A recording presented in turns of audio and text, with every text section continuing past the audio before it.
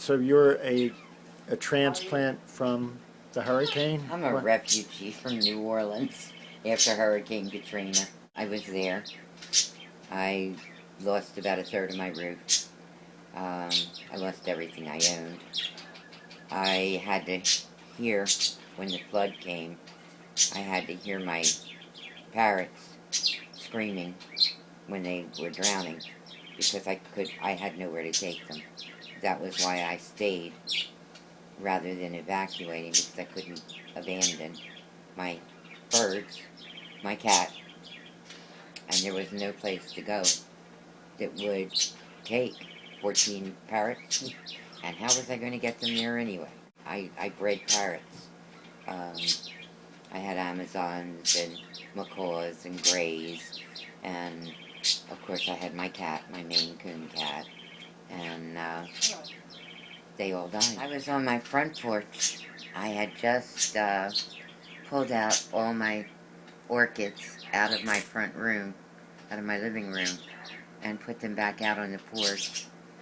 And I had brought two of my parrots out, and they were on their stands. The cat was standing next to me. I'd already surveyed the damage to my roof, and I thank God every day that I forgot to take the ladder out of my closet where my roof was gone. And I heard what sounded like an explosion, which was actually the barge going through the levee wall. What most people don't realize, even today, is that when the Halliburton barge went through the levee wall, that was what caused the flood. I dropped my coffee mug, and I'll always remember the sound of that mug shattering on the floor of the porch. And I scooped up my cat, and I ran inside, and I ran upstairs, and I threw her out on the roof, and I climbed out after her. And it was, What did you see? I saw the water was already halfway up my first floor. And I could hear my birds screaming because they were dying, they were drowning. They were in their cages. The two that had been out on the porch were gone already because their pin feathers, their flight feathers, were clipped, and they couldn't fly, so they couldn't escape the water. And it was, I still have nightmares to this minute, and it's been almost 7 years. 3 days on my roof. I was watching, and I saw that the water had receded. What about food or communication with anyone? Well, the helicopters went by, I would wave, and they would wave at me. I guess I just wasn't cute enough because I was 3 days on my roof. There was some water on the floor of my closet. I had some gallon jugs of water, and that's what I was drinking. And when you were on the roof, what did you do for food? I didn't. I was hungry. It was hard. There was none. But Did you have a phone? no, there was no phone service anywhere. I mean, it was bad. I think the hardest thing was. You were living alone? Oh yeah. I, after the storm itself, I noticed it on Monday night. But then, on the 3 days that I was on the roof, the absolute profound silence. Okay? Because it's a total absence of sound. The only sound you can hear is like maybe you're breathing. Not a bird, not an insect, nothing. There was absolutely no sound. And it was so quiet it was deafening. And it So how did you finally get out of there? well, when the water receded to where I knew it would be chest deep, and I knew that my first floor wasn't holding water anymore, I went downstairs, and my recycle bin, and I don't know, people seeing what they saw on television, those yellow bins and orange bins that people were pushing around through the floodwater. Mm-hmm. Those were our recycle bins. And I had taken, because it was upstairs and didn't get wet, and a bag that I had that had 2 changes of clothes and a pair of tennis shoes in it. I threw them in my recycle bin with my briefcase. And I went out the front door. I looked back, and it was like, I knew in my heart I probably would never see my home again.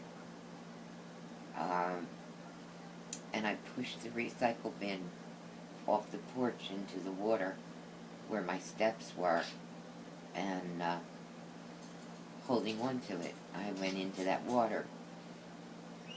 And it took me over 10 hours to walk from where I lived in water that wasn't over my head to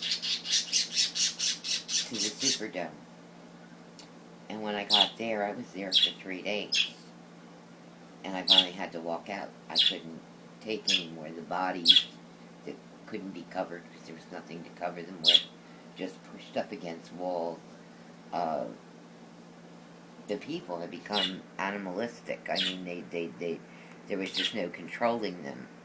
And the National Guard and the security companies that, Blackwater Security and a couple of the other ones, they were literally treating people like prisoners of war. And I walked out after 3 days, walked halfway to Baton Rouge on Highway 10, and got picked up by a relief worker who took me into Baton Rouge. There was no place in Baton Rouge. There just was no room. It was like, there was no room in the inn. And they got me into Lafayette, Louisiana. And the only place there that I could go was the Cajun Dome. And it wasn't much better than the Superdome, other than it had facilities and you could finally get a shower. I still hadn't seen a doctor. I'd lost my partials in the water.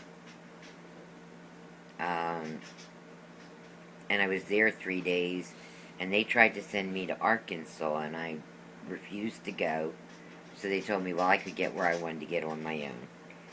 And I went to the Greyhound bus station in Lafayette, and for 3 days sat in a chair in the bus station, and I got the only seat on the first bus to come through Lafayette that took me to Atlanta, and I changed buses in Atlanta to come here, and Philadelphia was my choice.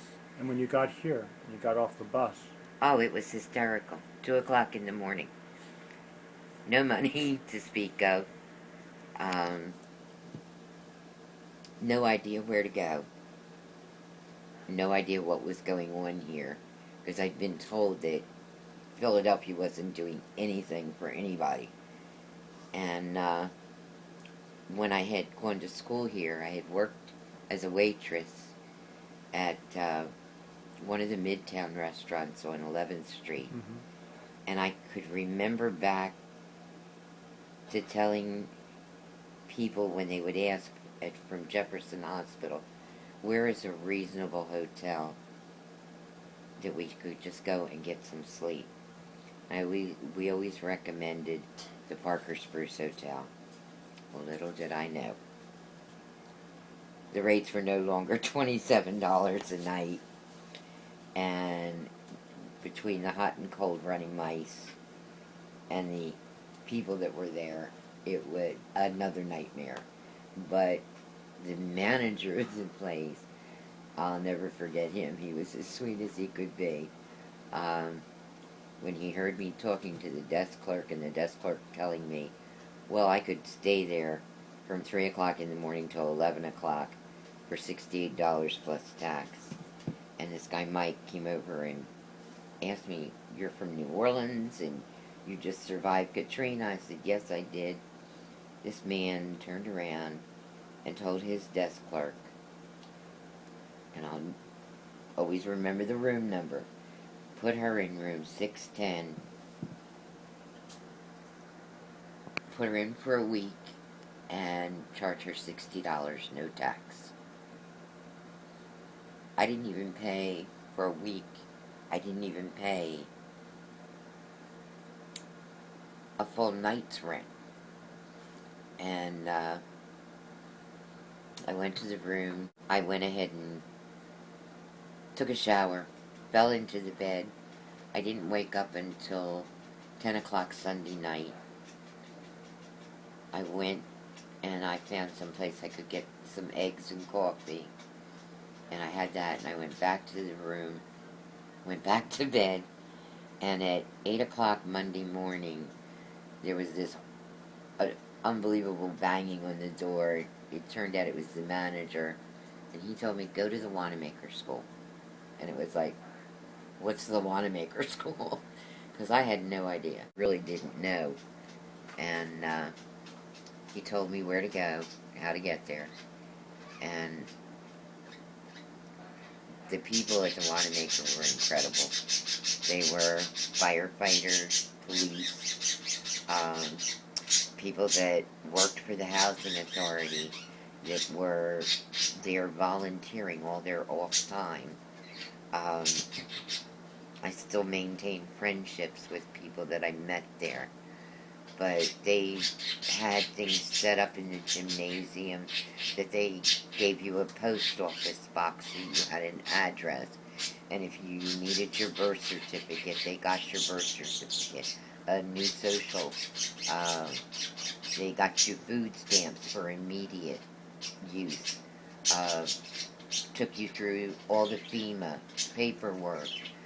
The Red Cross gave you, if you were a single person, a MasterCard gift card with $375 on it.